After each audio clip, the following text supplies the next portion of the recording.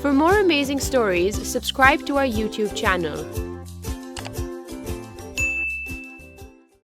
Grandpa Farooq's Garden. Deep in the city, surrounded by houses and bricks and tar, you'll find Grandpa Farooq's garden. Amir visits Grandpa once a week. He loves the leaves and flowers and trees. Amir helps to water the plants.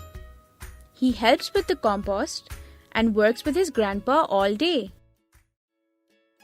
When they finish, they feast on a harvest of fruit. One day, Grandpa didn't eat his pear. "What's wrong?" asked Amir. "My garden is dying," replied Grandpa. "Why?" asked Amir. "Look closely," said Grandpa. "Some pests are eating the plants."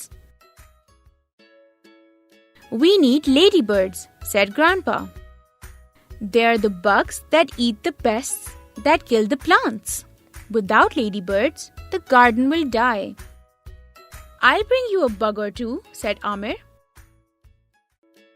For a whole week, Amir looked and searched and collected. He found one ladybird on the sports field, 2 more at the shop, 3 at the park, and 4 behind the TV.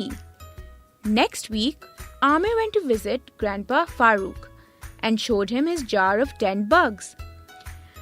"You've done well, oh my boy, you've done well," Grandpa said, with a tear in his eye.